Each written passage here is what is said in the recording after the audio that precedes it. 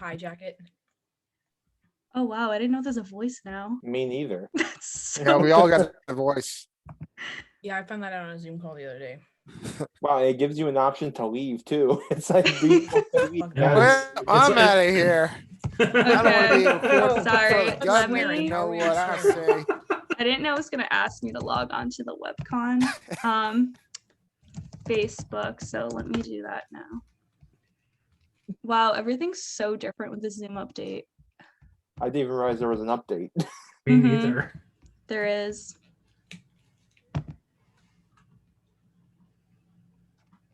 I think it's been like at least about a month since I've regularly used Zoom.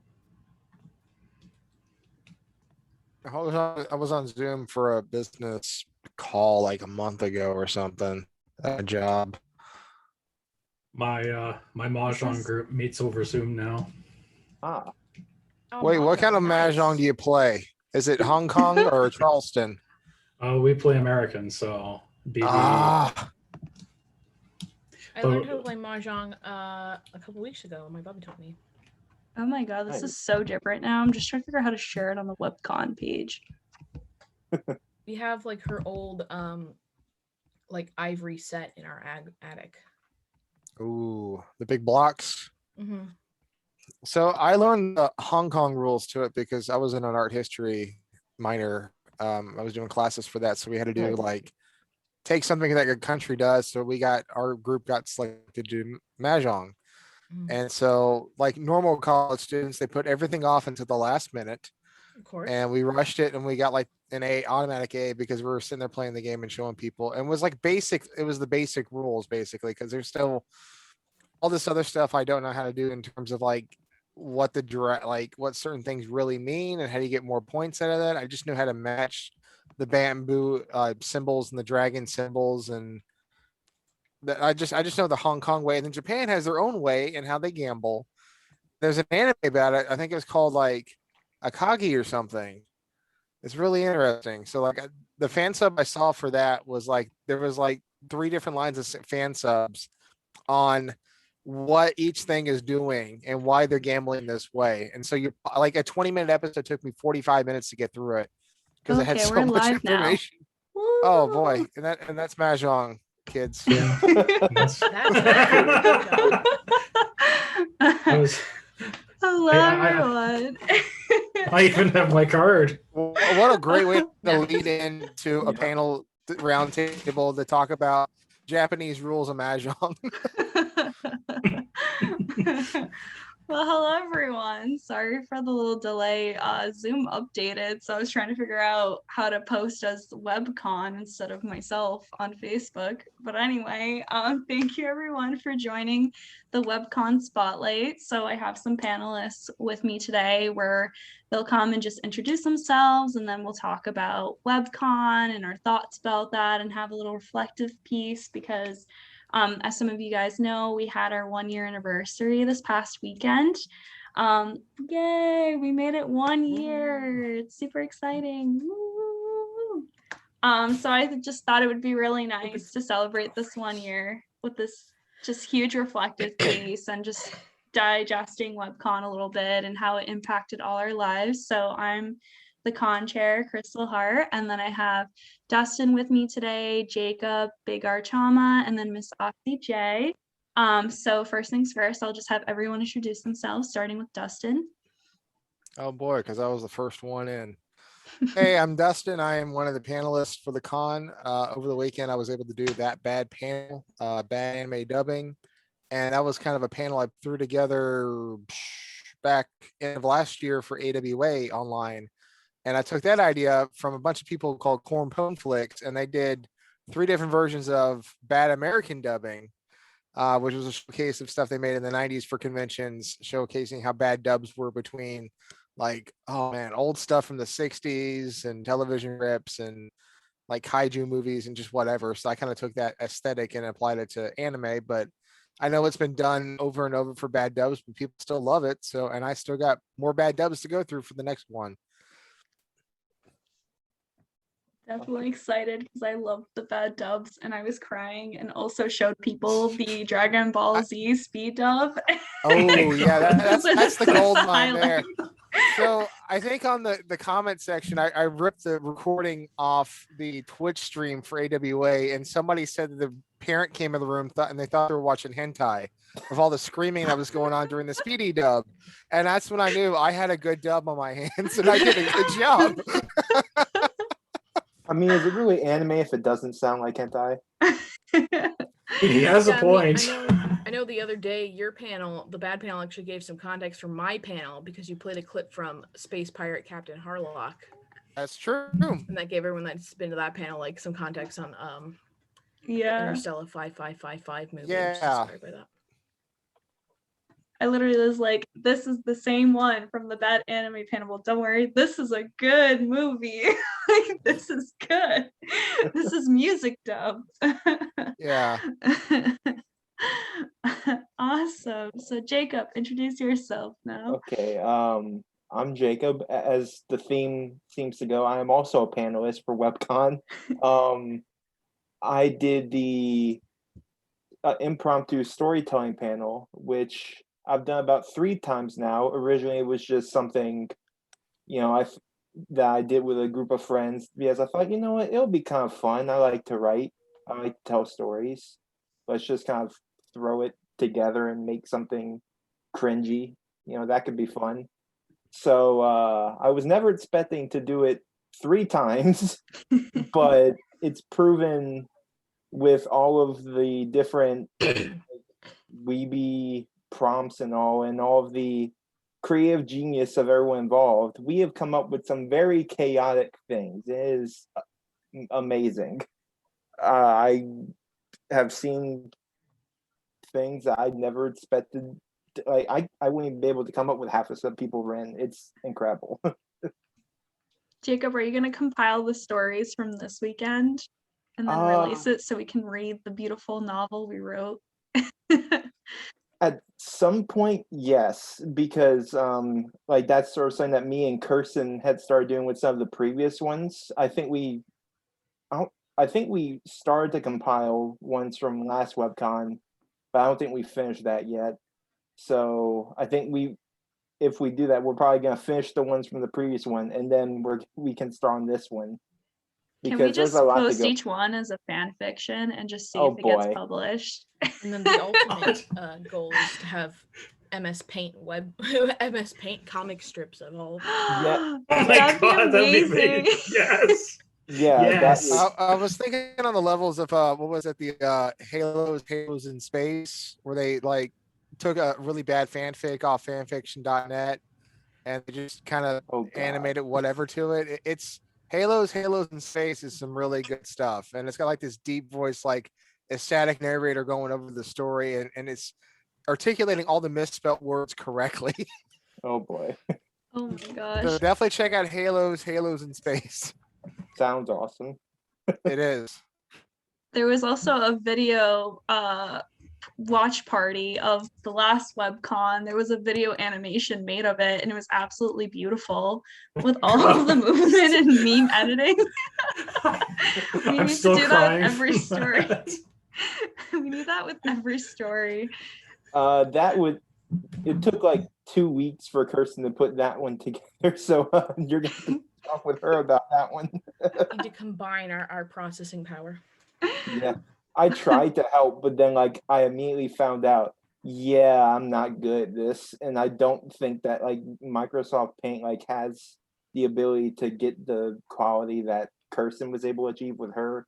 I don't even know what she had to put everything together. But I don't know. It was good editing. It was so It smooth. was. High tier memery. Yes. Okay, Big Archama, your turn. Introduce yourself. I am Big Archama. I did the panel on I did the Kimono Mimi Nostalgia Hour, brief history of Kimono Mimi, and explore the origins of it. Simply because for me, it was how I got my start as an otaku. Now almost 9 years ago. It's been quite a wild ride. Yeah, there's just so much that I didn't know, and a lot of it came from a panel that I actually saw back at Detour in 2018 about how about the history of furries, and one of the attendees asked the question of, well, how does it tie into Konomimi? And the presenter said it's a completely different history, and declined to go into it any further. And it was like the last panel of the night. So as soon as he was done talking, he like YOLO'd his way out of there. So I never got an answer. So I spent the last 3 years searching for one. And it feels like it's been sort of an ongoing quest. And I know I'm definitely going to give the panel again in the future as I learn more. Yeah, No, answer it the was other really questions for good. other people. You gotta spread the knowledge now that you have the answers. You know what's a common request I get is to make a panel on the history of waifu pillows and hug pillows and stuff, because God. to be fair, it's like a phenomena that just happened out of nowhere, like, left field, and then it blew up. And then people keep asking me, because they're like, you're an intellectual, can you give like an intellectual like presentation about where all this started? I get the feeling that it's literally just, well, I have this waifu. It would be nice if I could like have them close to me. I'm gonna put them on a pillow. There we go. I I got feel a like black that's the origin. Sharpie. I got a semi good artistic skills. Let's see what we can make. Yes. And that's how the downfall of humanity began. And that's why anime was a mistake. I remember, do you guys remember the controversy behind that, where it was like they put cosplayers on the pillows and like, whoa, that's Yes. way too far. I'm like, didn't know what's about the that. purpose design of a waifu pillow? It's not just to sleep with. I mean, well, lonely man sleeping with. Anyways, but I don't know. My view is well, it's like it's literally objectifying because you're putting them on an object. both cartoon and real people. So it's still the same thing. I don't know. I guess for me, like, no one made a big deal of the anime girls, but when you put real people on there, it's like, oh, that's crossing line, but it's like it's the same thing.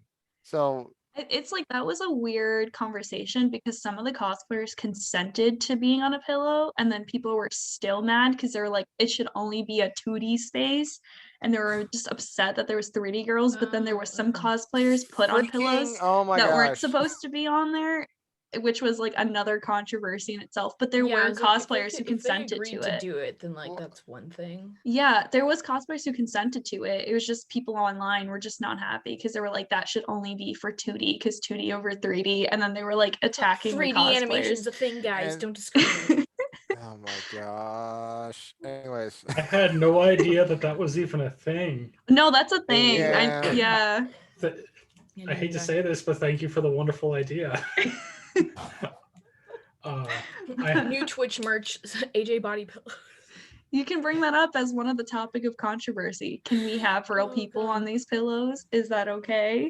I don't understand how it's any different from like a magazine or something. I mean, think it's a or little the weird sex because dolls they're- that are out there. Because they're cosplayers, so they're That's- cosplaying. That's the 2D other weird part. of characters. it. So you have to get the definition of like, is it porn if they cosplay it? Is it not porn or whatever? And then we have to all agree to that definition. And I don't think everyone's going to be there at that point. Yeah, I because don't know if you consent to doing it and you're a cosplayer and you don't care because you get extra money, then power to you, I guess. And like not Yeah. all body pillows are like are like sexually suggestive. That is true, but they're made to be sexually suggestive. Yeah, normally yes. Yeah.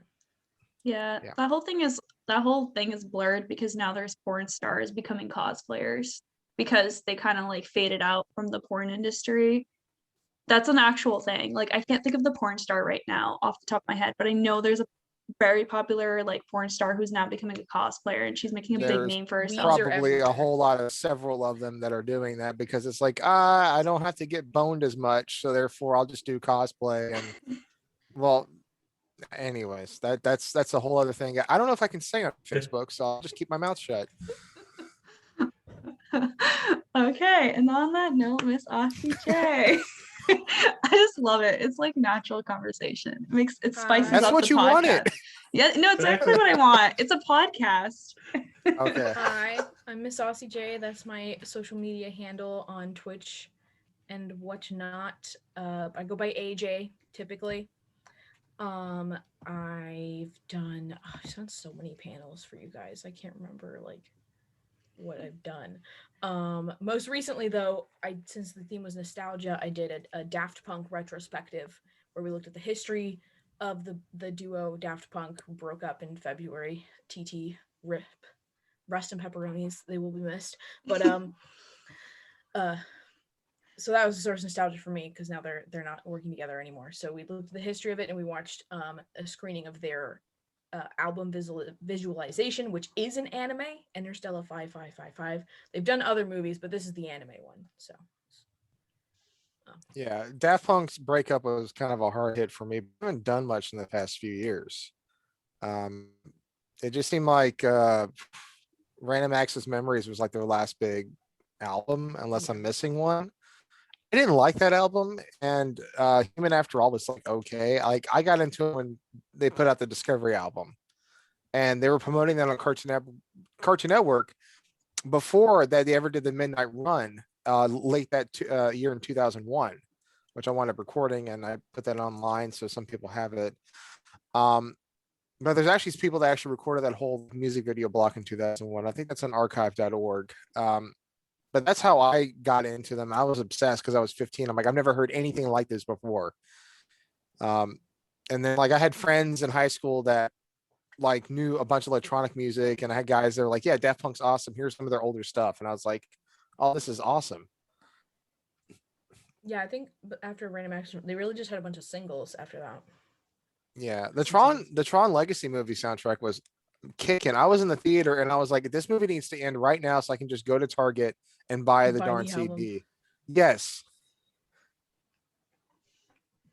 Yeah. Nice. Anyway, but I've So also done some sorry. No, I've you also can done continue. some gameplay. Like I said, I stream on Twitch. You can follow me on Twitch at Miss Aussie J. Hashtag shameless plug. But I've also done some like playthroughs for webcon specifically and some anime screenings. And we did MS Paint anime where we drew anime scenes in an MS Paint and looked how they come out. And it's pretty fun. Yeah. That's me. Yeah. And then Miss Aussie J was also one of the streamers for Extra Life. If anyone remembers that project, we were able to raise quite a bit for charity. Yay. Oh, good. Clap, clap, clap, clap. That was the memories. What was the game? The little cute creature with the little light. Ori and the Blind Forest. Yes. That's what I played the first time. It was so soothing and relaxing. It's really fun. I think my full playthrough is up on, well, at least it will be up on YouTube because I'm so slow about that. And some of my recordings ended up getting split into parts because like the Twitch stream went down a few times during some of them. So I have to edit them together before I can upload them. So the last couple of parts should be uploaded in the next few days. And you can watch the whole playthrough on YouTube. Nice. So another question I have is if there's any updates about anything going on in your life that you'd like to share, any exciting upcoming news or any projects that you're working on in the next year. So we'll start with Dustin. Okay. Well, in 2020, end of 2019, 2020, I really started getting back into making AMVs again. I worked on one that I submitted to F-Bombs for Charity at AWA in 2019 that I heard got played. And then I made a couple others, and then I played those at a few cons last year. And I think my knack is movie trailers. And I did one to Cowboy Bebop and Once Upon a Time in Hollywood. And I've entered that to a lot of anime competitions, and I'm either a finalist or I've gotten awards for it in this past year. So obviously, like my editing skills and like how I want to tell a story is good enough to win an award at some of these cons. Now, MomoCon is another story. I don't know what's up with them, but anyways. So like I've got, my wanting to work on making more AMVs and getting some ideas out of my head that are like 10 years old at this point, some of the stuff. So that's kind of the main big thing. And that's about it. Nice. Congratulations on your wins. Thank you. Woo. Oh, was that? I didn't know if like that was like, are you done with talking or that's Oh like the no, it mic? was like snapping, but also click click clanking. Oh. Crab colony. So I do both. Oh, I didn't know what that was. You're trying to tell me to wrap this up? No. I'm so Okay. sorry. No. Like I don't know. We have a crab colony in WebCon too, because I'm obsessed with Oh, crabs. I've been so- kind of I'm there to really do panels, and then I'm kind of like, whatever you guys do, that you guys have fun with that. And I just remember doing talking points with you, and like the title you put in was like surprising your enemies at the crab rave or something. I remember that. Yeah. It takes me right back.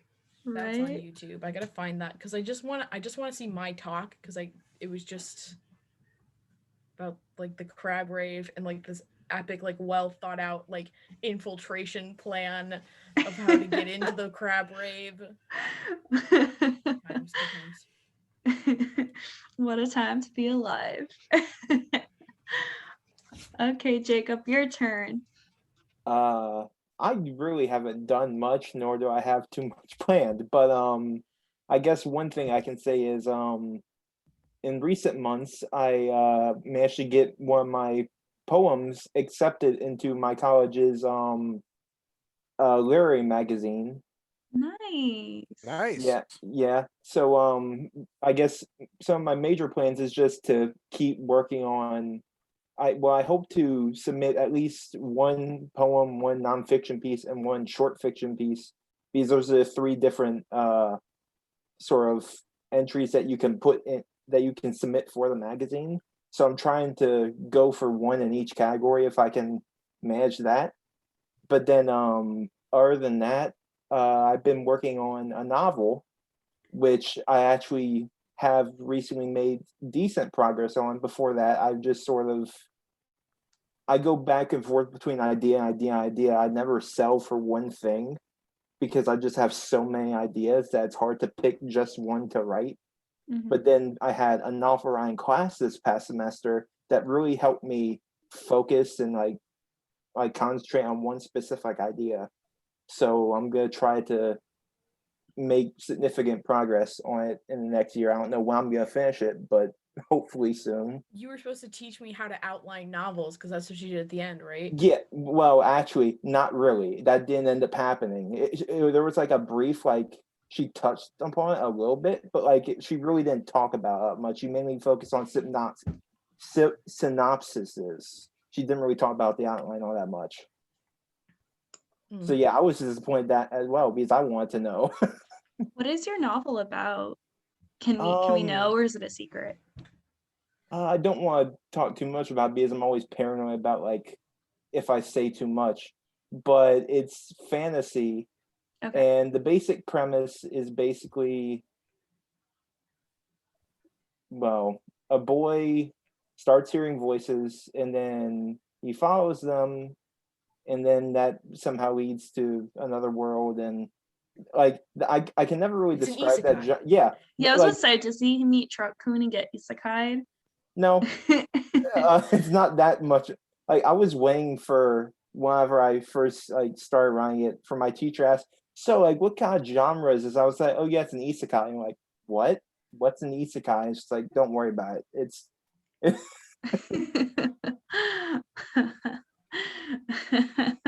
Means another world. Awesome. I really hope that somebody would have asked me that because it'd be like, okay, you're a weeb, got it. Nice.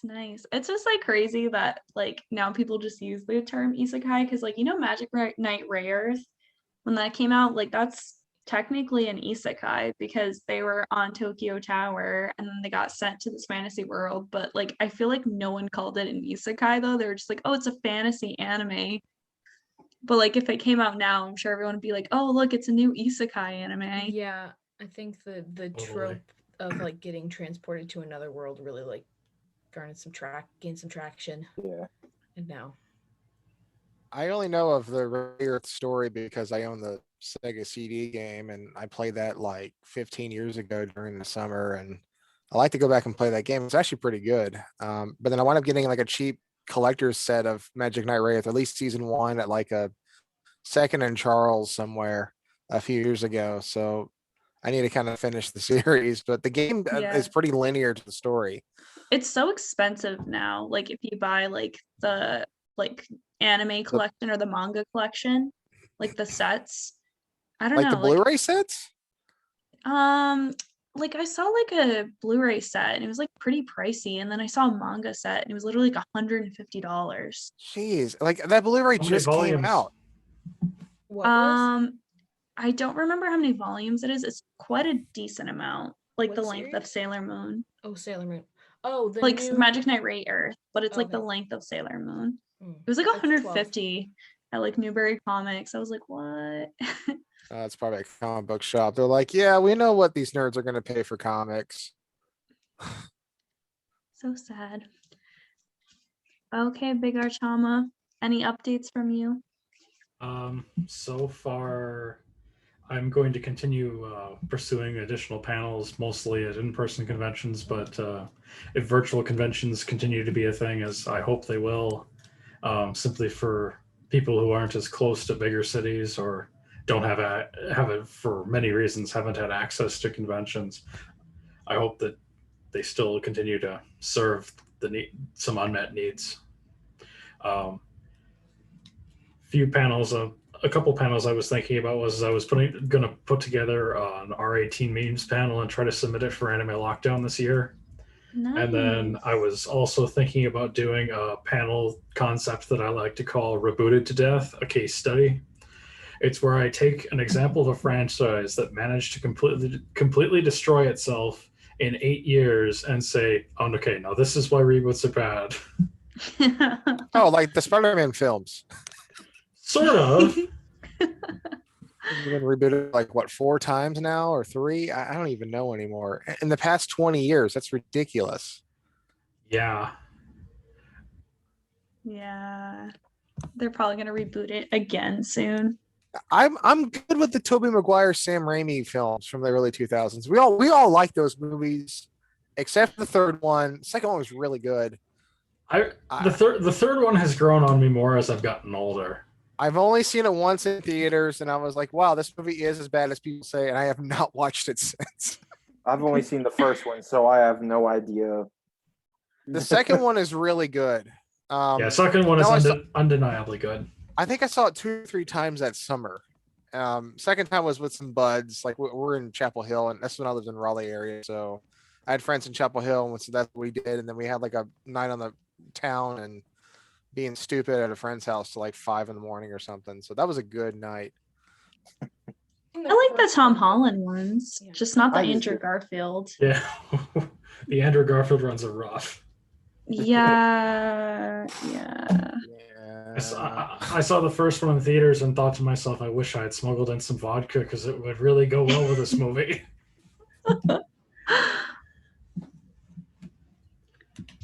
Okay, Miss Aussie J. What are some updates in your life? Updates in my life. Well, I'm still streaming on Twitch Monday, Wednesday, Fridays at 8 p.m. Central. My schedule's going to fluctuate a little bit later in the summer because I'm going on vacations. So, it's gonna be a little weird. But I do, like, my plans for the future are, like, I'm getting back into art and getting back into writing because I love creative writing. And I want to be better at drawing. I want to do another charity stream because I did, besides like doing Extra Life with WebCon, I did a 24-hour charity stream where we raised a lot of money. And I want to do that again at some point, but I'm not sure when because I have like an actual job now. So, although not one that uses my degree, I'm trying to get there. We're not quite there yet. I know the feeling. And then you became Twitch affiliated this past year, right? Yeah, I did. I started Twitch Yay! October of 2020, and I got affiliated in like December, January, something like that. A couple months. Whoa. Took me a few months. Big time. It was tough to get the followers. It was weird because I had the viewers. The average, usually people have no problem getting followers, but it's the average viewers they have trouble getting up. But me, I had the same 6 people who were my friends, who I've talked to before, showing up at the stream every time. So I had the average views done, but we couldn't get to like however many followers we were supposed to have for a few weeks. Nice. But you made it. Congrats. Right now we're playing Resident Evil 8 on Mondays. That's been really fun. And we're playing Undertale on Wednesdays. So tomorrow night we're continuing Undertale. Hopefully you don't have a bad time. Yeah, hopefully I'm not That's cursed. That's the one meme, like one of the few memes I know from that game. You're gonna have a bad time. Which game? Undertale. Undertale? Ah. Well, I'm doing like the nice, good route. Ah. The pacifist route. So, because I've not played before, and I know that the game, if you finish the other route before the pacifist route, it knows that you've already done the genocide route, so you Wait, can't really? get like the good. That's what I've heard. Yeah. Wow. So you can't actually get like the good ending. At that point, yeah. Dang. That's kind of scary. That's fun. The I fact give them that all it funny knows. voices. I'm like convinced I should be a voice actress now because I like hurt myself trying to do all these weird voices just because Andy said the first time I streamed it, like, give them all different voices. And I'm like, yeah, okay. So now I have to come up with different voices every time a character enters. I'm like, Yeah, I saw a streamer try doing that with Danganronpa and then gave up because God. it was so many characters that was like, I was like yeah, that's a hard one. God. they were trying so hard and then at some point it just started blurring after like 2 hours. Yeah, Papyrus, like the first stream I did of it, like voicing Papyrus, because I'm like, yeah, I'm the great Papyrus. Like, my cheeks were hurting because I'm not used to talking like that at all. And I was like, oh, it hurt by the end of the stream. It was really funny. Okay, But worth so- it. Everyone got a big laugh out of that. So we have fun, a little community going. Hope to grow my community some more, get some more emotes out there, because God knows I'm so lazy when it comes to freaking actual content creation. Because live streaming, I'm just doing it right in the moment. But then Yeah. like uploading YouTube videos and making editing takes a emotes, long it's time. like, yeah. Nice. Be sure to follow, get the Yeah, follow. follows. Or subscribe if you're feeling generous.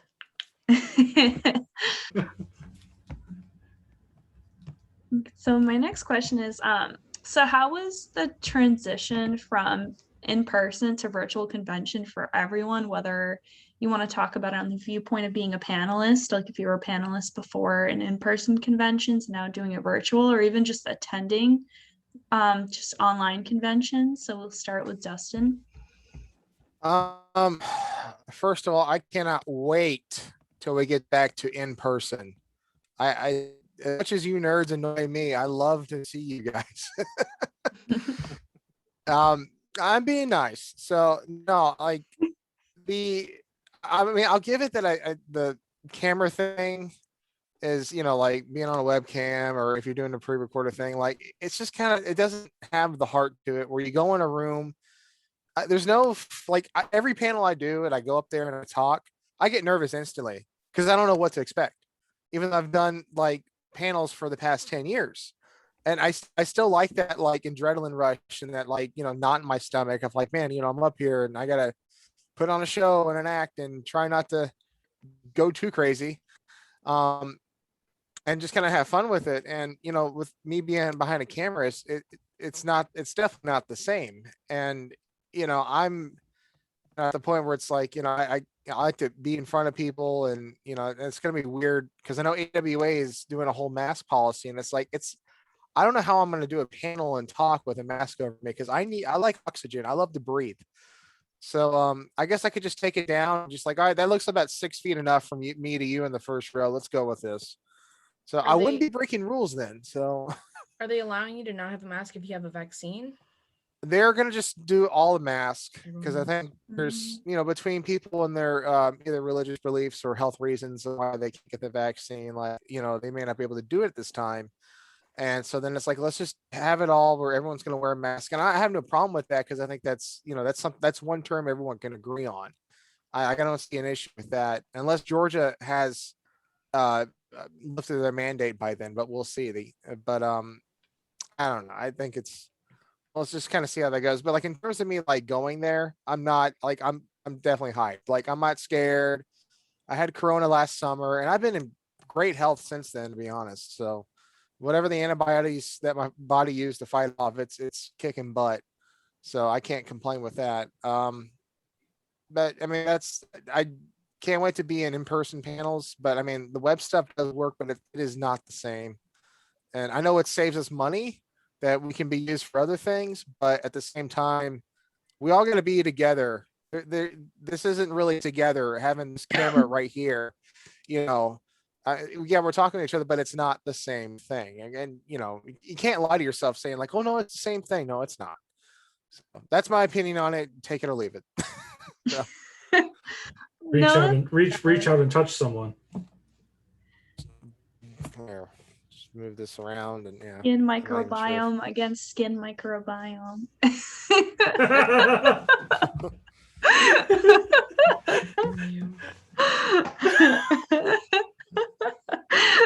Spot the med student. What about you, Jacob? How is the transition? And do you have any cons you're planning on attending, or what do you miss most about in-person convention? I've never been to an in-person convention before.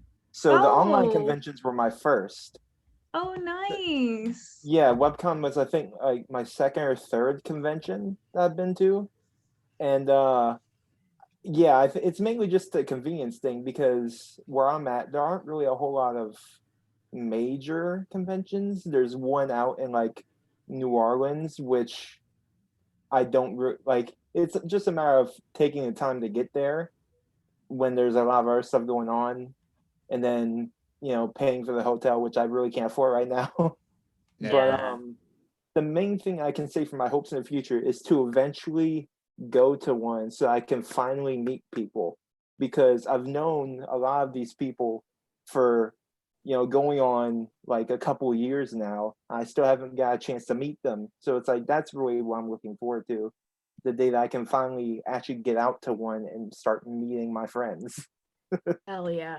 Can't wait to meet when you go to your first one, you want to go from now on. Like yeah, I can. It's a huge. You're gonna have a huge hype, and kind of after a while, like it just sort of gets in some ways repetitive, and maybe you need to go to another convention or something. But like Animazement's my home convention because that was my first cons, and that's where like I got friends up there that I go to see. But then I've met a lot of people through AWA, and that's a shorter drive for me because I'm on like the east side of South Carolina.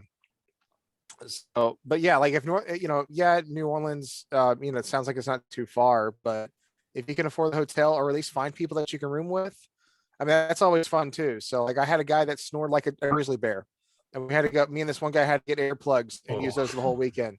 Great people. I love them. Didn't bother. I mean, like once I had those earplugs in, he did not bother me.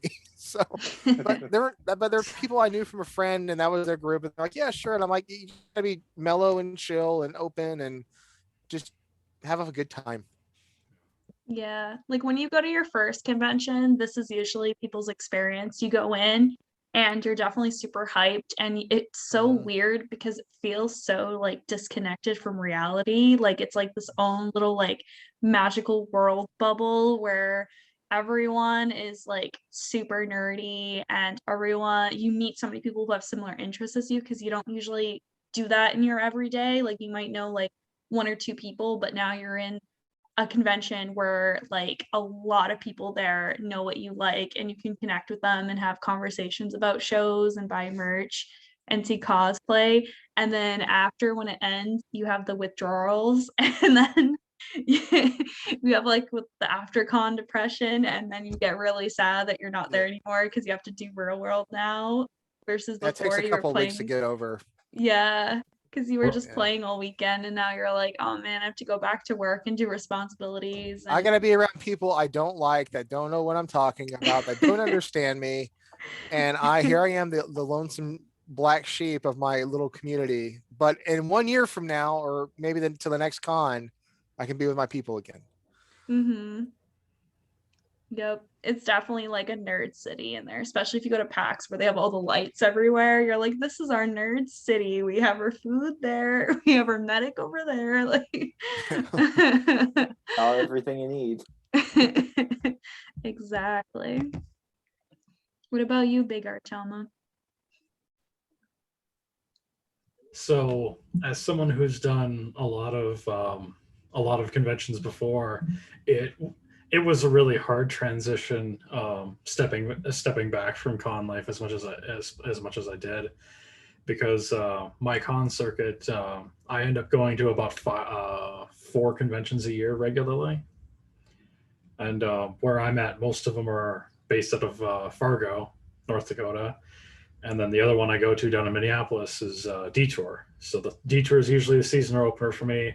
Then it's CorCon in May, Anime Fargo in September, and ValleyCon in October. So it's a little bit in the beginning of the summer, early spring, and then late fall for me.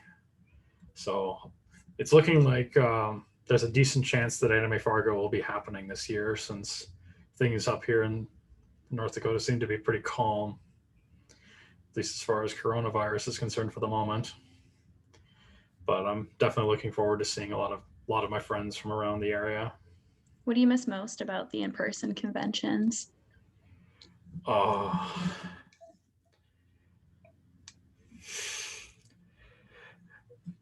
As weird as it sounds, I miss the really weird random debates that I get into with complete strangers. Because you'll be like walking, while you're waiting in line. You'll either be waiting in line for something, or you'll be like, I'm gonna go off and do something, or I'm just gonna wander the halls and see if I can take pictures of cosplayers. And then you'll find somebody, and they'll say something that's just so wrong that you have to that you have to hear more. There's a term for that, and it's your automatic BS meter. When you hear BS, it goes off, and you go, "Hey, I have a right to interject in this conversation and tell you you're wrong." Okay, don't hate me. Here's why. Here's Don't an hour hate of my me. time. Y'all don't hate me, but I'm one of those people that I know the series, but I say things wrong, so random people get into fights with me at cons. I'm so bad at that, but that's what I do. Like, that's why I'm cracking up, because I'm that person in line, like, I'm bored, so I'll just say like nonsense and then wait till someone hears me. Yeah, and I was then gonna say, comes Brie, I back. feel like you're the person that would say the wrong things on purpose just to see who I came am. at you. I am. Like you like, like I'm you literally anime Discord and you're like, "Hi, my favorite anime is Naruto. What's yours?" You were immediately banned. They just knew you were fucking with them. And then I joined a group and I was like, Ruby's the best anime. Japan did a good job. And then Oh, Those are Lord. fighting words. Hey, Ruby is Yeah. the best anime. What are you talking no, about? my favorite is like, I have like a Tamama no Mai cosplay, and then people come up to me, they're like, I love your Tamama. And I'm like, this is a new Ari skin from like League of Legends. Like, do you even play LOL? And then they'll fight with me and be like, no, that's Fate. What are you talking about? And I'm like, what are you talking about? You're clearly on the wrong game. This is a LOL cosplay. This is Ari. See, I have the ears and the tails. And then they'll fight me and they'll pull out the cards and everything. And I'm like, no. So My God. you seem like the type that's gonna wear like a Robotech shirt but have a Voltron mech on it. Oh yeah, I showed up to a Mortal Kombat like event as Chun-Li, and then just to have everyone fight me. Oh my god. Dear God. And this is how you make friends. I never was knew talking you were about- such a troll. I With, like, know. Our that's what group I of like was doing. reunion people were like, oh, we need to make like vacation, because I have this group of family friends. We get together every year. I'm like, we need to be like those people out and about with like those matching shirts that are like Friendcation 2021 or whatever, right? And my mom's like, yeah, we'll have like we'll have the original series and Next Generation, because it's like my parents and all their kids.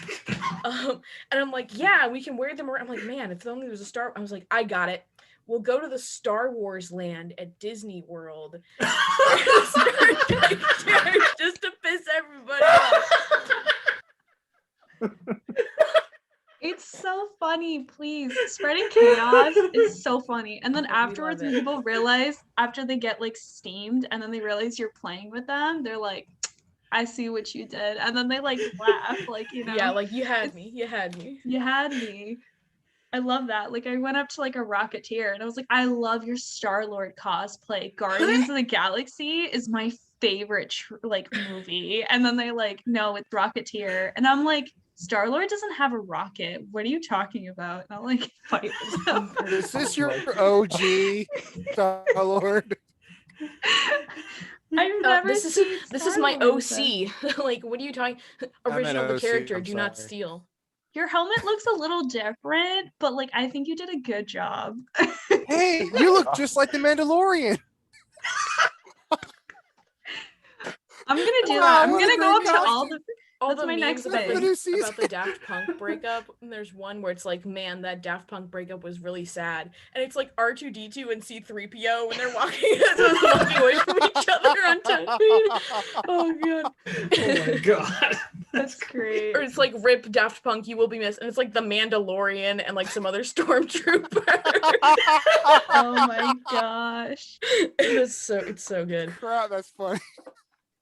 Okay, my new goal when we go back to cons, I'll see all the Mandos and be like, I love your Boba Fett. That's such a unique design. I boy. love it.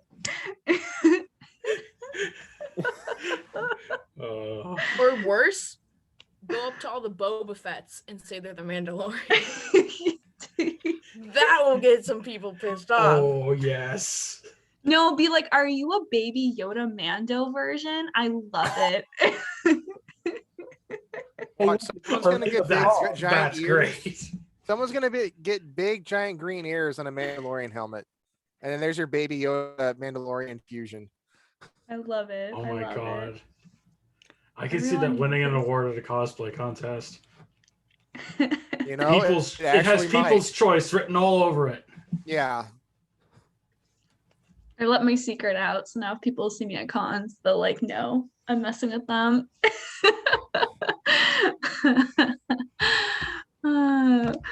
And what about you, Miss Aussie J? Well, something I do miss from in-person cons is like just that like feeling of like walking around the con, like the building, and like just like actually physically like moving around, going to and from places, eating with people, you know, like seeing cosplayers. I miss the cosplay in particular as well, because like Mhm. it's harder to do online because you're not seeing the person fully, and it's like it's just not the same. It's hard to get them to pose for you. That's what it is. Yeah. Given I did spend significantly less money on merch, so that's a plus to the online cons, is I can't see things and immediately buy them. Yeah, like I definitely miss like just the feeling of being in person, like with people, and like usually I go with a group of friends, and so we all plan it and it's like a big outing and stuff. But the thing I don't miss is that like in-person cons can be really freaking like physically exhausting. Yeah, and they're so Um, crowded too. That's yeah. one thing I don't like is like lines. Yeah, and like they can get pretty crowded, and they're expensive. They can be expensive, like especially if you don't live close and you can't like commute to the con location. You have to get a hotel and all those things and stuff like that. And like, but I do want to get like into like actually cosplaying. Like I only have like one cosplay because that's as many as I've ever been able to like actually get finished. And like, so I do miss some aspects, but like having the online cons, and also like most of the in-person anime conventions is you're gonna have like these limited ones in your area that happen once a year. And so what was really nice about WebCon was like we did the one WebCon, and then we did like the mini sessions, and then had like bigger sessions at certain points during the year. And I love that because it was just something like casual and free. Like you could just go to the ones you're interested in. It was easy to sign up. You guys were very well organized. Can we just say Brie? A round of applause for Brianna. Honestly, she's so thank you. good. Crystal Hart. Thank you. Can't put Bow. my elbows on the table and clap. Otherwise it shakes the camera. And it was nice to just be like to lay in bed and still experience the joys of being at an anime convention, you know. Yeah. And like I also get to meet people from like all over the place as well, like just because it's an online forum and like you don't need to be from the same area to all meet each other. Exactly. So WebCon will be missed. I am going to miss having WebCon sessions because it's something I looked forward to. every couple months I'm like, "Ooh, webcon's doing a new thing." Given I did miss a lot of them, just because I had other stuff going on, but yeah, I'm gonna miss online cons. I hope like there are other online Yeah. cons that keep going because I Yeah. think like they're a really good alternative to like spending the money and going to the physical con and like Yeah, they're definitely a more affordable option. And like the thing is that now we know that it's possible to do virtual cons. So I Mhm. hope like especially big name cons who have the manpower and the resources, they keep doing virtual sessions too. yeah. And I think Discord is a really good like platform with which to do it too. Like Yeah, definitely. I've literally been on Discord 24/7 for the past year. So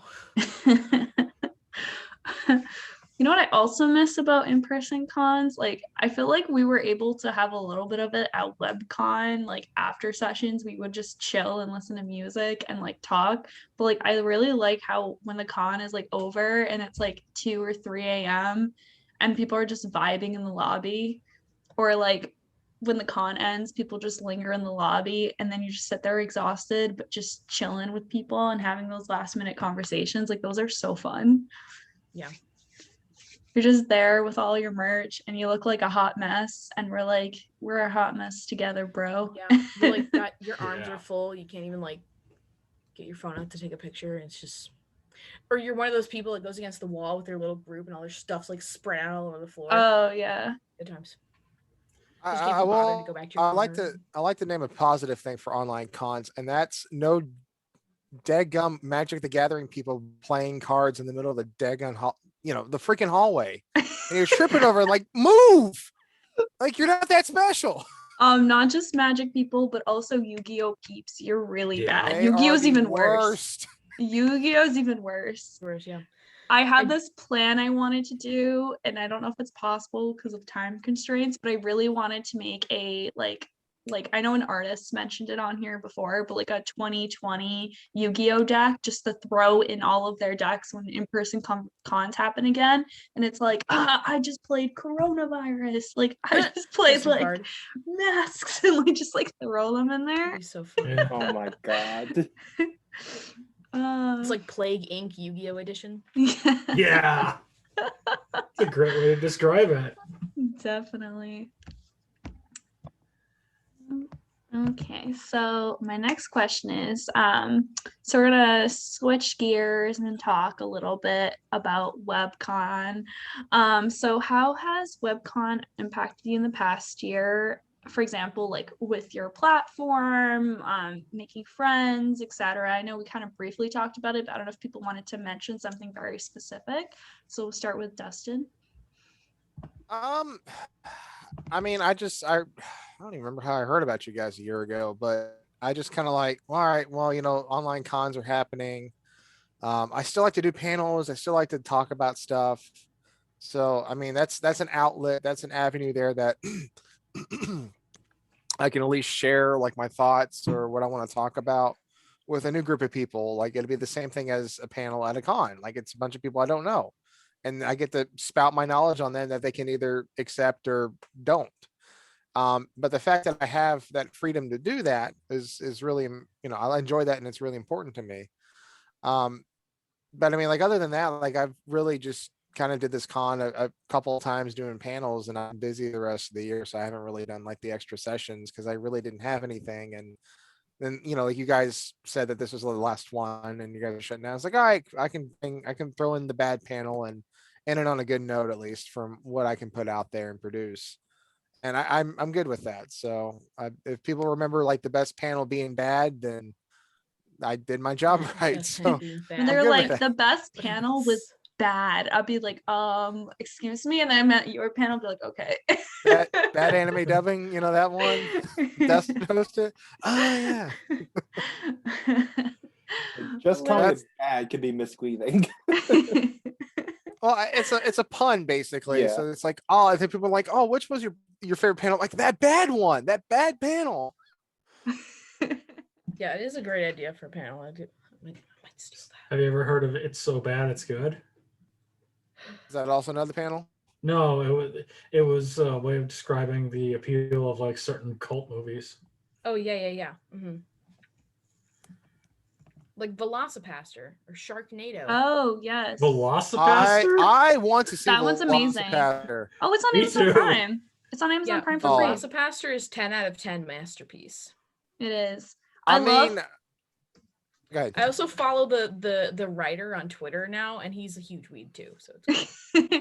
No, my favorite part is like because it's like obviously a low budget movie. My favorite thing is like there's one forest that they film like the action scenes like with ninjas. And so when they're in China, they just put a sign on a tree that says China. And then when they're like not in China, they just take that sign out and they're like, we're in the United States now. And it's the same like forest. Like, you can tell it's the same clearing and everything. See, I'm very curious of Velocipaster how well his biblical doctrine is and how sounded and grounded it may be for him to be both a pastor and a velociraptor. That is the only intriguing part of that film I would love to know about until I Well, watch he- it. So he now that I starts know as it's a on Prime, pastor, just a pastor. You know, is he it's- Lutheran, Methodist, Pentecostal? Who the knows? I don't even It think is. I don't even think unimportant he to the knows. plot. I See, don't- I don't say he's a Baptist because there's no way a Baptist would ever like be allowed to be possessed by a velociraptor or whatever. It's not like anyone you knew know either. It's like- Baptists too well. But it was weird because it had like Catholic vibes, and it was like, I don't think this person even knows Christianity. Like, I'm pretty sure there's a sprinkle of like Catholicism, and I'm like, that would make him a We threw a priest and not a cross in there pastor. that's close enough. Don't worry about it. Well, I know that he can't get married. That's what I'm saying. No, but like, I think it is supposed to be Catholicism, but I'm like, but then he won't be a pastor. He would be a priest. Like, You know what? It's freaking Velocipaster. Okay, we're not expecting accurate representation of anything. So we're putting way too much thought into this movie. That's what's I fun love about it. it, though. While you're I watching love it, it. you're That's just why I like, want to watch it now. Me too. It's so excellent. it's free on so Amazon good. Prime, everyone. free You on can Amazon watch it Prime. on I there. will have I'm to adding add that this to my, while I'm adding watching that this. to my notes. And like they did have a budget of like $30,000, I think, something like that, and they used all of it. I think so. Like, at Clearly, one point, a on the car sign blows for up, and China. instead of Yeah, it was all the into car blowing up, it signage. just says like car, like explosion VFX, and there's like just nothing there. Like, That's great. yeah. Oh That's my just God. great. It's But truly I'm a sure great there time. anime that do the it's so bad it's good thing.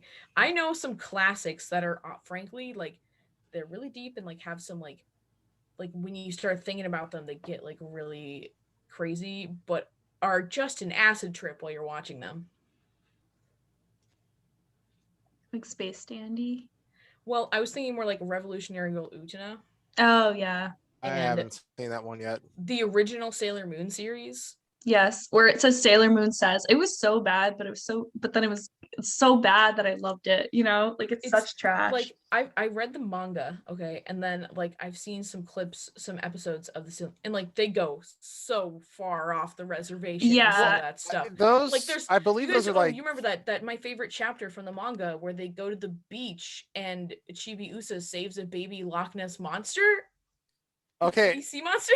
those are filler episodes, and some I of those know. are like entertaining. Like the one with like the big fat mob cat that likes Luna, and they're like in the Yeah. sewer system, and then there's like 80 billion rats in there trying to get out of one tube, and it like I think Zoisite or whatever like explodes out of them. The rats are just coming out like it's a flood, and that crap is funny.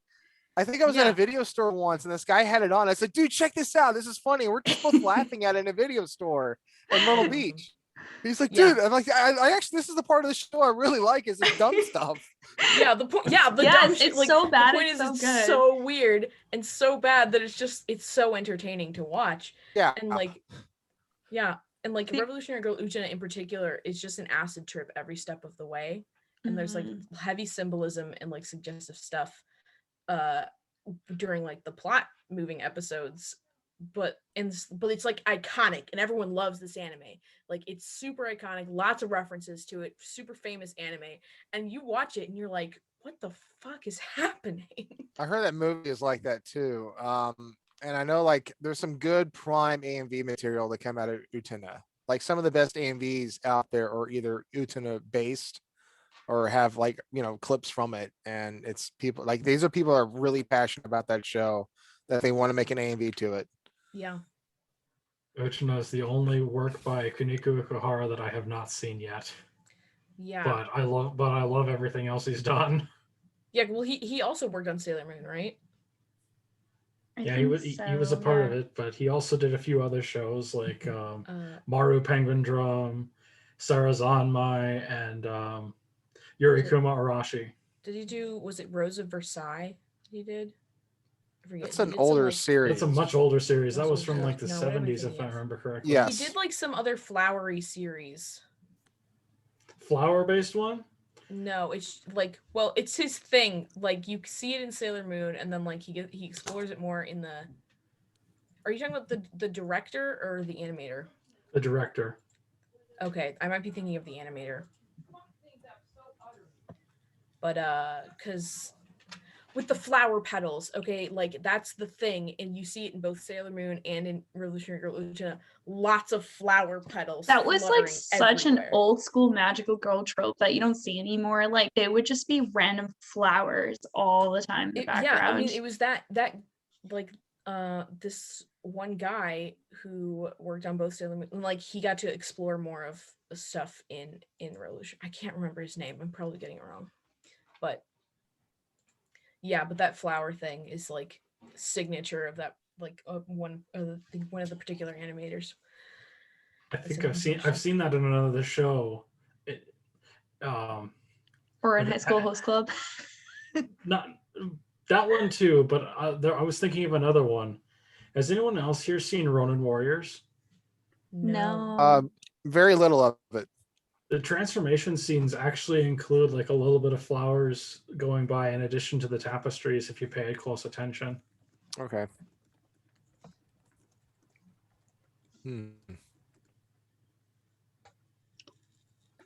Okay, Jacob, how has WebCon impacted you in the past year? Honestly, it was just nice to be able to interact with so many different people from different places, because that's not really something that you can do when like all the time, because like I don't know, it's nice meeting so many people with the same interests from all over the place, because they all have different experiences. And honestly, I think one of my favorite parts of the con was just not even the panels and all were fun, but I think the fun, like what I enjoyed the most was whenever like outside panels when we were just like you're chilling in the VC with whatever music you decided to put on that. Yeah, my infamous playlist. I'm a person who has playlists that literally have at least 500 songs, and then I have very obscure genres like kawaii EDM. I remember that. I listened to more kawaii EDM that day than I think I ever had in my life. I'm like, this is a very niche genre, no one knows, but I somehow have 500, 600 songs of it. Yeah, that, and then like the late night like waifu wars, those were a lot of fun. Yes, those definitely. What about you, Big Archama? As much fun as it was to be able to see and feel everyone's passion from afar, it was just really nice getting to meet entirely new groups of people, because I tend to go to the same conventions year in and year out. It was very refreshing to hear from very different voices, and I look forward to trying to follow your work from afar in the future. Nice. What about you, Miss Aussie J? Man, WebCon kept me sane, I feel like. WebCon was really fun for me, and like especially because I'm very extroverted, so being cooped up inside, not being able to go out and meet people was like really hard for me. And so, and like because we were brought into it because of Kid Yuki, like being part of the Utakus group, and like met you, and you're just awesome, love you, Bree. Like so just coming in Love you and too. from this community, we just meshed really quickly. It was like I've had a lot of fun with WebCon. Nice. And I made friends here, so it's been really cool. Lots of love. And then are there any particular like sessions that you liked? Was your least favorite part about WebCon? Do you have any like feedback or suggestions for how to improve virtual online experience or WebCon or anything along those terms? So we'll start with Dustin. I mean, I don't really have much to say on that. I think you guys held it well together. I mean, like, I think the main thing is that you guys kept it going and kept it interactive for people to keep going to the Discord and, oh, we're going to do a session. And you kept people coming and got them still interested, and got someone like me who has done a panel from you guys or for you guys since last summer to like, yeah, I can do one more, just for people to enjoy. And I think that's the important thing. I mean, I think everyone's going to be different. And the thing with conventions is that people start up a convention by they take what other people do at other conventions. They're like, well, how do we make it better? And then the cycle continues, or someone's going to go to that convention like, well, I want to make my own. And here's some stuff I don't like about this one. So how am I going to make that better for the con that I want to start up? And then just keeps going and going. But the thing is, you're gathering people to come together. And that's the important thing. As long as you got a crowd and people that are interested, I mean, even though you guys are stepping down and, you know, wanting to stop WebCon, is the Discord still going to be open? Because as long as that's open, someone is going to take over and someone is going to be like, hey, let's keep this going. I want to do this thing. And who's stopping us? No one. So we'll just do our own thing and just use the name, I guess. It's up to you, but that's kind of the way I look at it. So as long as there's interactivity and people still wanting to be involved with webcon or any other online convention, then like it's still going to keep going just how a con should be. Exactly. Yep. Because like that's like the same way. Like this Discord server will be up, and it's the same thing as people have public groups, you know, on Facebook for different cons. It's like similar type of setup where people just keep interacting until the con date on those Facebook groups and like posting memes and like making posts on there. Nice. What about you, Jacob? Do you have anything you'd like to add? It's basically the same as what Dustin said before. I don't really have anything like negative to say about it because I thought everything was very well done. You kept us going for a year, which is like, I think that's pretty impressive because people kept coming back. They were still interested, you know, despite, you know, all this time of being passed. And I think there's a lot to say for that because I think everything was well done. And I think just the cooperation with everyone is what was able to keep it going. I think the staff did a really good job, you know, holding things up. Do you have anything you want to add, Big Archama? Honestly, so when I think about things, the one thing that really got me was this last break between the Valentine's Day session and the 1-year anniversary. That seemed to drag on for quite a long time, especially since we had been so active for so long. But at the same time, I also can understand how running something that involved for that long can really consume a lot of time and resources from people. But the other thing I thought of another thing that you guys did really well was, especially in your early days, you were very good at advertising, because I actually found WebCon off of a random web search because this was like really early pandemic days. This would have been like a week after the first anime lockdown. So this is like the second week of May. And at the time I was on furlough, so I didn't have much to do besides look for other online cons to consume my time. So I spent a couple of weeks just researching online, just seeing what everyone else is doing. And when I searched, your website was the first one that came up. It's funny because you're the second person that told me, because someone from New York was like, I found you guys on Google. And I was like, what? He was like, you were the first one that popped up. And I was like, what?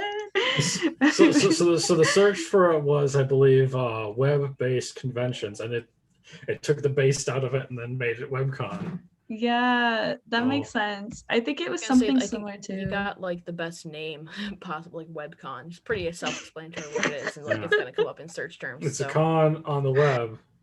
Huh.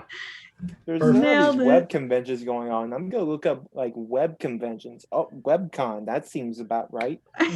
Yeah. That is exactly what I was looking for. Excellent. And it's not that far away from the future. I shall plan. Ooh. Too funny. What about you, Miss Sassy J? Do you have anything you want to add as well? I am hoping that people in the webcon server, there's enough that like want to do stuff that like we can still like occasionally just like, I don't know, show each other a panel or like watch an anime together. That would be really cool. Just like stays active, because for some of the people that I know in there, like it's the only like server I have in common with them really.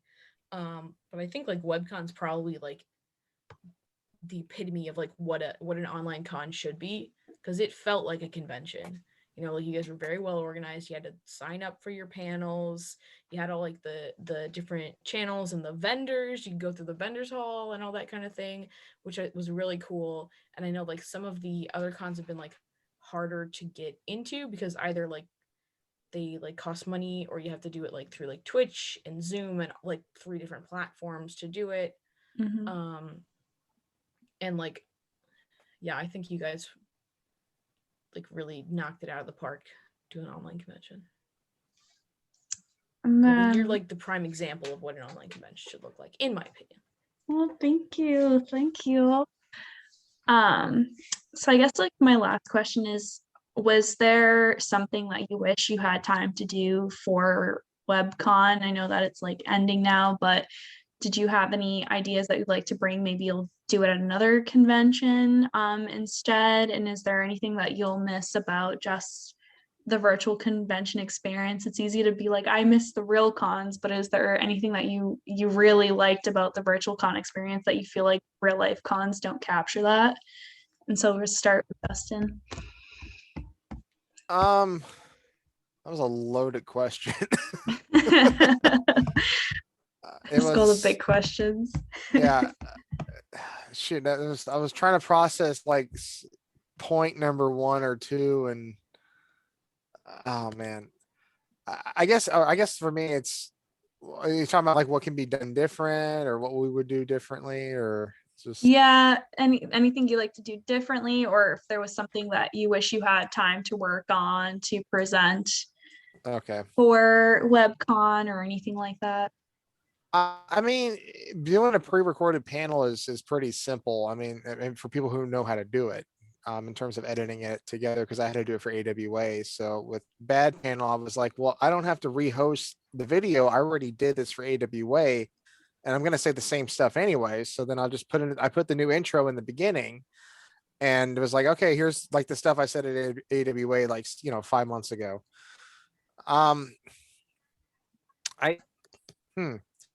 I guess my thing is, I mean, you guys, I think you did a pretty good job in terms of capturing panels and putting them on YouTube. I know like I say that, but then it's the stuff I didn't happen to get on YouTube at the time. I think there's like half my Cartoon Network panel that made it online. So then it's like, there's a lot of good choice material I had in the beginning, but then it's like, I can just host that somewhere else and somebody else can capture it or whatever. And I did it in person at AWA. In 2019. I don't know. Like, and I mean, those are just like minor things, but the thing is, like, did people have a good time with con? Do they enjoy it, and are they going to miss it? And so, if it's all yeses, then I think you did a good job. So that's just my thoughts on it. Nice. And what about you, Jacob? I don't know. I think mainly just the fact that I'm not used to like hosting things. So whenever I was like, okay, I'll host the panel, like how difficult can that be? And now I got extremely nervous. So the one thing I'd say that I maybe want to work on if I ever wanted to do something like this again would just be to work on my nerves a bit and not let like them get to me, because there are times when I would try to talk or like explain like how a panel works. I just like kind of drew a blank because it's like, oh God, I'm gonna sound so stupid. It's just anxiety at work there. Well, I think like virtual cons are good to practice because like some people practiced panels that they were planning on presenting in an real life con on a virtual setting because it's a little like easier for you to do it, like versus like standing up in front of a crowd and seeing how they like that. So it's really good to use all these cons to just practice presenting, because then when you do it in real life, it makes it a little bit less nerve-wracking. And the more panels you do, the better you're going to get at it, because it's more of a public speaking. It's more of you expressing yourself outside of, yourself. It gives you a chance to do that. I would say, like, definitely kind of know what you're going to say, and you could either stick to a script, but also that's kind of boring, because I've been to panels where people are reading off and it just sound like a robot. And you don't want to sound like a robot. You want to go in there and like, what you're talking about, but then you're also like a human being and you're natural about it. So that also helps too. That would be like my best advice. And how you do it is up to you. I guess just kind of like, hey, if you're just, I guess assume everyone in the panel is your friend, and then that takes the stress off easier. I try that, I guess. I never write an exact script for what I'm going to say at a panel. I always work and edit off of my outline. Yeah, and then that's a good idea. And then I let all the weird random factoids I find just kind of seep their way into it. Yeah, that's a good way, so that you're not like, because I feel like sometimes if I have everything written out, I start getting in the habit of reading it out. So like outlining it or having notes forces you not to do that.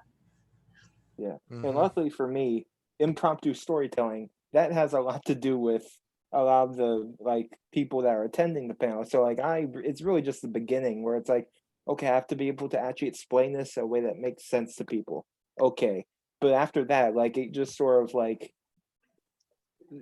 it's kind of off of me. It's just kind of everyone doing their own thing and creating about a lot of random stuff. So I think that it was like a good like starting point to kind of get used to Oh, definitely. giving panels. You did a really good job of setting a tone every time you ran the panel. Yeah. Yeah, Yeah, I Kirsten felt like helped it was me out a very lot. straightforward. I Yeah. liked it though. I really liked it because I've never done anything like that. But then it was funny because we had another panelist do something similar, but for Halloween themes. If anyone attended that one, where we wrote the spoopy stories I and don't stuff. think I was there. But it was not like impromptu. It was kind of like, here's like a theme, Yeah. here's like an item, and then write a story. And then I wrote about Santa Claus killing people because he hated capitalism. I remember that. That It was seems my like capitalism- anti-capitalism story. It was a great Christmas story. I It mean, I seems like can capitalism understand makes- Santa. I can understand Santa being anti-capitalist. He makes all these toys that are just going to be thrown away in a year. It's Yeah. like, how many of these kids don't complain because they got nothing to begin with? Mine was like a Santa mall who's just like, I work all these hours and I get barely anything and everyone just buys things. I hate this. And he just started murdering people and putting them in boxes. That was my story, guys. It was amazing. Santa Slay the novel. God. Oh my gosh. Okay, what about you, Big Archana? The things that I could have done, that I would do or would do differently. Honestly, most of it kind of revolved how I structured my panel a little bit. I would have taken some of the yokai elements and kind of diminished them and focused a bit more on the later section of it, because I'm, as weird as it sounds, I'm actually thankful for some of the technical difficulties, because otherwise my panel would have been very compressed. I tried to cram way too much into that panel. It needs a little bit of breathing room. And then what about you, Miss Sassy J? I mean, I wish I had been able to make it to a lot more of the panels. Like I missed, I think at least one of it, Jacob's Impromptu Story ones, which are always funny. And like I liked that most of my panels, if they were like I did screenings or like playing a video game, or like we did the MS Paint, which is more involved and like participatory, which was always fun. I wish I'd freaking not lost all the progress on my Daft Punk slideshow that was supposed to be like but that's another I do want to do that one again, like at least like the slideshow like history of Daft Punk things. You learn some interesting things about them. Are you gonna add the Pia stored in the balls song? Yes, I will now that I know about it. Yes. Yep. Yeah. You can't leave that out. It will play. It will be like the outro to my panel. That's like Good outro now. song. Yes. Balls. Yes. Yes. It just plays as everyone's leaving. Yep. And you fade it in Yes. too. Mhm. Well, the song automatically fades in, so you don't have to touch anything. You just have Yeah, to hit it's play. like the ending of an anime where you can like hear the ending starting, and you're like, the episode's over. Exactly. But a couple others that I like. I know Ari did an Otome game history panel. I think. Mhm. Liked that, and I've wanted to do something like that, but like I want to do a panel on just like really trash shoujos, Yes. like, you know, those trash shoujos that are Yes. like really bad and cringy, but we love them anyway. Yes. Um I have so guilty many for that pleasure. list. I have so many for that list. I watch trash. Yes. If you can I name am a couple trash. to refresh my memory, what would they be? Strawberry Panic. Oh, I was about to say that, bro. You took that one. Crap, That I was forgot about that trash. title. I have the anime, I have the light novel, and I have all of the manga that they ever made. Oh my god. oh, Was it here's a really Diabolic trash one. Lovers? Yeah, there we go. That's what I was That's gonna say. trash. Diabolic Lovers. Trash. I If watched you like that that, when I you're was like trash. just getting into anime, and of course I was like exactly the target audience, you know, 15-year-old girl. But like I've watched it with some friends since, and it's like this is not okay. It's None not. of this is okay. Oh my god, yeah. But just a panel about that would be really fun. I've also want to do like something about like the history of magical girls, because I really and like the importance of magical girls, because I think magical girls are an important cultural symbol. Yeah, I actually did a similar panel like that in college, and like my teacher was like, wow, I learned so much, because it was like so important, because it was actually like women empowerment. Like people don't realize how much of an impact it had, because it wasn't common for a group of young girls or like women to be able to fight or like defend themselves and to protect and save people. So that's why the magical genre is just such a huge big deal in that regards, because everything was male lead before that. And like largely its appeal, like the whole Woo. transformation thing, Yeah. that's hugely like cathartic to some people, like being able to transform into a more powerful version of yourself, or into like a different version of yourself that's like Yeah. It's a really good theme especially for when it like came coming to, of age. yeah, especially when it comes Yeah. to like, you know, coming of age, yeah, and like gender and that kind of thing too, like it's really important. I have my own magical girl story I'm working on too, so Yes, guys, magical girls are important for history. Remember are. that. That and they also share an interesting relationship with Sentai as well. It's like transforming hero teams. Mm-hmm. Yep. Yeah, and like the portrayal of like femininity, even though they're powerful. Like you can be powerful and strong and still be feminine, and you're not like. Yeah, and then there's some that broke the gender norms, you know, like the Revolutionary Girl Utena is one. It broke a lot of gender Revolutionary tropes. Girl Utena in particular is like really like strong for that. Yeah, that. And Sailor Moon did it as well with Sailor Uranus. Yeah. I'm on call, Mom. Okay. Sorry about that. My mom's yelling up to me and she won't stop until I respond. So no, it's okay. And yeah, so Revolutionary Girl, dude, I literally tell people like my gender is Sailor Uranus. That's my gender. You know, and Revolutionary Girl Utena was a big one, and like Sailor Moon, the Sailor Stars, like that entire season of Sailor Moon with the Sailor Stars, like did not get released in America. Yeah, because of all of the gender because it's Um, boys. There's well, they yeah. couldn't- boys that transform into magical girls, and that They was couldn't not put it on okay. TV, but then they eventually didn't Viz put it out recently. Eventually, Yes. it did. Yeah, Viz Media got it, Yeah. licensed it and gave it a dub or something like that. But Yeah, but that was a lot later though. that was a lot later. There was yeah. quite some time where you could not find that in English at all. They didn't want to touch it. And like, don't even get me started on the whole Uranus and Neptune being cousins thing. Like, That was just so weird. anyway, but like Lovingly my, looks yeah. into her eyes while holding her hand, cousin. I'm like, Yeah. Yeah. Wait, wasn't there an Elvis Presley movie called Kissing Cousins or something back in the 50s? Oh boy. No idea. That's a real movie. Ew. Never seen it though. I don't know if it's probably one of those dumb comedies or something. So No. It's like of Rather all not. countries for them to be cousins, it's like we're literally the only country that has outlawed marriage of first cousins. but you can marry your third cousin. It's legal everywhere else, but apparently we could have very affectionate cousins. Although no, they weren't lesbian though. But what? I'm on the Zoom call, honey. Is your call going okay? I'm in a Zoom call. You know this.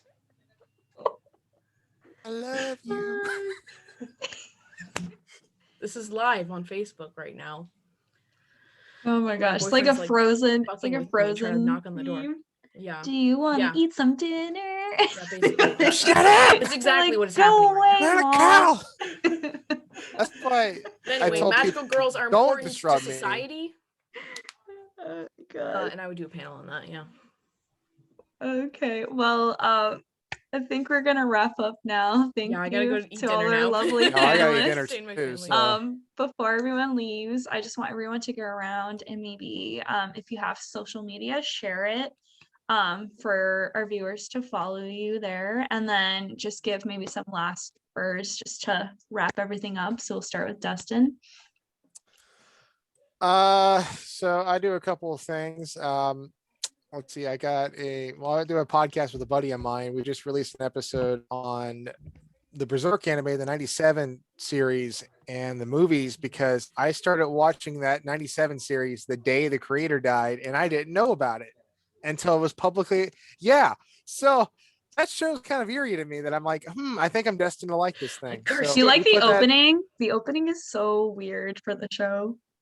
Oh, the original one? Yes. I did kind of like it. Yeah. Forces is a great song. Oh man, Forces is good. But anyways, you can find that at aoipodcast.com, Anime of Yesteryear. I got a Twitter and I got a blog called Anime of Yesteryear. And I've also got a YouTube channel where I post my AMVs. You can find it under Zeonic Freak. That is ZEONICFREAK. Man, I don't know. I can be, I can do, I can see, I can live. The Bubblegum Crisis. That's my final thoughts. Okay. That's a song from Bubblegum Crisis. So I don't have any sort of social media or Twitch or anything to plug. So just WebCon was a lot of fun, and I hope that we get to hang out at some point and do more fun stuff. Yeah. Nice. WebCon 2, Electric Boogaloo. Yes. Yes. Big Archama. I don't really have anything to plug other than the fact that I am a living, breathing human who will be at conventions in North Dakota and Minnesota this year. So Nice. I'll plug in my phone. Oh, because it's dying. Oh, no, just kidding. Dad joke. Miss Aussie J. All right. Again, I'm AJ. My Twitch and YouTube channel are the same handle you're seeing here. So it's Miss Aussie J. On Twitch, it's no spaces, just Miss Aussie J, all one word. And then Miss Aussie J again on YouTube as well. My Twitter is at Your Lady Aussie. You can follow me there. And if you come to my Twitch, I have my own Discord and stuff like that, and we all hang out and talk about stuff. I play mostly indie games. Like I said, I'm playing Undertale right now. I stream Monday, Wednesday, Friday at 8 p.m. Central Time. So 9 p.m. Eastern. And 5 Pacific, or is it 7?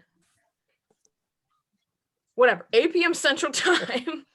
Monday, Wednesday, Friday. At Miss Aussie J on Twitch. Please come follow me. We're like 20 away from like 150 followers. So Nice. So be sure to follow our panelists, and thanks everyone for watching. So tomorrow we're going to have another spotlight session, which will be our last one at 7 p.m. Eastern Standard Time. So be sure to log in if you want to watch it live on Facebook, or it'll be uploaded later on our social medias. But thank you everyone for coming today, and thank you everyone for watching. And thank you for being a after part of that one, you can WebCon. go to my stream. Oh yeah. Plug in the stream. Y'all better go there because you know what's happening now. Yep. You'll easily get that 150 subscribers in no time if everyone watching this goes to your channel. So Yeah, hell yeah. Well, thank you everyone, and I Thank you hope so to see you much, tomorrow at Smart. tomorrow's Spotlight. Thank you to And Poppin'. WebCon. Yay, WebCon. Yay! it has been real. In See ya. pepperonis. We will miss you. It's been real, Woo! kids. Bye. Bye everyone. All right.